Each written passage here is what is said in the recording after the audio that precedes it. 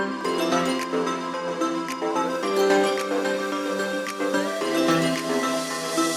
Everyone, welcome to Last Moment Tuitions. मेरा नाम जश है और आज हम बात करेंगे सेम 2 के सबसे इम्पोर्टेंट सब्जेक्ट यानी कि SPA। उसका फुल फॉर्म है स्ट्रक्चर्ड प्रोग्रामिंग अप्रोच। ये CS और IT वालों के लिए तो बहुत ही ज़्यादा इम्पोर्टेंट है, पर अगर आप कोई भी ब्रांच से हो तो आपको टेंशन लेने की ज़रूरत नहीं है। हम इसको बहुत ईजी बनाएंगे, चाहे आप मैक हो या EXTC हो, ये सबसे ईजी सब्जेक्ट रहेगा आपका। तो स्टार्ट करते हैं SPA के डेफिनेशन और फुल फॉर्म से। SPA का फुल फॉर्म क्या है? जैसे कि आप देख सकते हो, SPA यानी स्ट्रक्चर्ड प्रोग्रामिंग अप्रोच। अब तीनों वर्ड का मतलब जान लेते हैं। स्ट्रक्चर्ड यानी आपके पास सपोज एक कोई भी प्रॉब्लम है तो उसको आप एक स्ट्रक्चर्ड वे में सॉल्व कर रहे हो। जैसे कि एक प्रॉब्लम दिया है, उसको छोटे छोटे स्टेप्स में डिवाइड कर रहे हो, हर एक स्टेप्स को सॉल्व कर रहे हो और फाइनली आपका पूरा प्रॉब्लम सॉल्व हो जाता है। प्रोग्रामिंग यानी आप कुछ इनपुट दे रहे हो as a computer in a computer understandable language, और कंप्यूटर आपको प्रोसेसिंग करके एक आउटपुट दे रहा है। और अप्रोच यानी एक पर्टिकुलर तरीका to solve a particular problem. अब जैसे कि इस SPA अगर आपके दिमाग में आया स्ट्रक्चर प्रोग्रामिंग अप्रोच, तो उसका सबसे इंपॉर्टेंट कैरेक्टरिस्टिक या फीचर बोल सकते हैं, वो है टॉप डाउन मॉडल। ये एक टॉप डाउन तरीका है प्रॉब्लम सॉल्व करने का। अब इसका मतलब क्या है? जैसे कि यहाँ पे मैंने लिखा है एक पर्टिकुलर प्रॉब्लम है, ओके, और उसके हमें सॉल्व सोल्यूशन चाहिए। तो मैं पर्टिकुलर प्रॉब्लम को डिवाइड करूंगा छोटे छोटे टास्क में। वो छोटे छोटे टास्क को टेक्निकल टर्म में बोला जाता है मॉड्यूल। मॉड्यूल 1, मॉड्यूल 2, मॉड्यूल 3 और मॉड्यूल 4। अब ये मॉड्यूल क्या है? मॉड्यूल एक ऐसी चीज है जिसका एक एंट्री पॉइंट होगा और जिसका एक एग्जिट पॉइंट होगा। यानी सिंपल लैंग्वेज में बात करें तो उसके कुछ इनपुट्स होंगे, कुछ आउटपुट्स होंगे और जो कुछ काम कर रहा होगा। अब स्ट्रक्चर प्रोग्रामिंग अप्रोच एक बहुत आसान तरीका है एक कोड रीड करने का, वो आप आगे समझोगे, ठीक है। अब एक एग्जांपल लेते हैं स्ट्रक्चर प्रोग्रामिंग अप्रोच का कैसे काम आएगा। सबसे पहले सपोज मुझे बनानी है एक छोटी सी गेम। अब ये एक फॉल्स फाइटिंग गेम बनानी है, तो उसके लिए मैं सबसे पहले क्या करूंगा, अपने छोटे छोटे टास्क में डिवाइड कर दूंगा बड़े प्रॉब्लम को। तो छोटे टास्क कौन कौन से होंगे? एक लेआउट डिफाइन करना, यानी कि कौन सा बैकग्राउंड होगा, कहाँ पे फाइटिंग होगी, कहाँ कहाँ मैप्स होंगे अगर अपने टर्म में बात करें तो।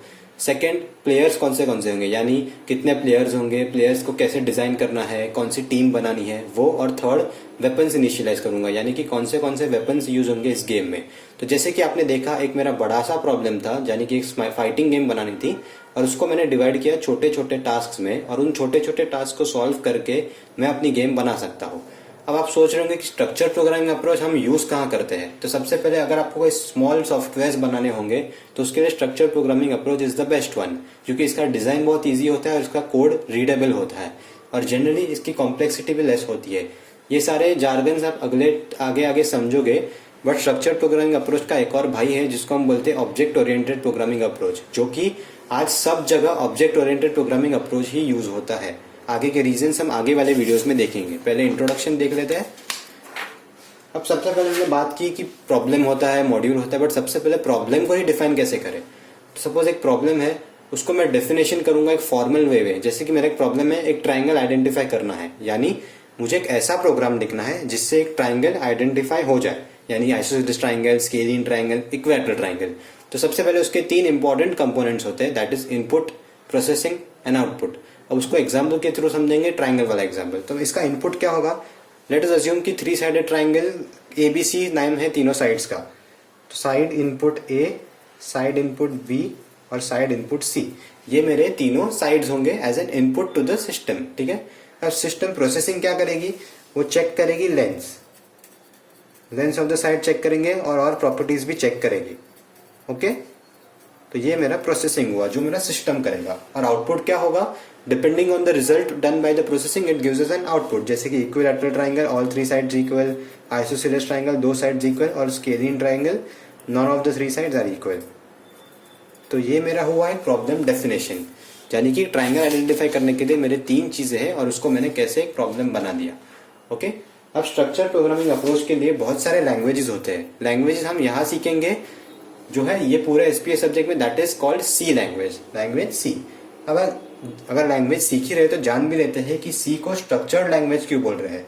बिकॉज जैसे कि मैंने स्टार्टिंग में बताया था, स्ट्रक्चर प्रोग्रामिंग अप्रोच में हम एक प्रॉब्लम को स्मॉल मॉड्यूल्स में डिवाइड करता है। This is what exactly C does. जैसे कि सपोज एक मैं एग्जांपल लेके दिखाता हूँ। जैसे मेरे को एक स्टूडेंट का ग्रेड डिस्प्ले करना है, तो मैं ग्रेड डिस्प्ले करने के लिए कैसे करूंगा? पहले तो उसके मैं बहुत सारे छोटे छोटे टास्क डिवाइड करूंगा। लाइक स्टूडेंट का रिकॉर्ड लूंगा स्कूल से, सेकंड, सारे टीचर से उसके मार्क्स दूंगा।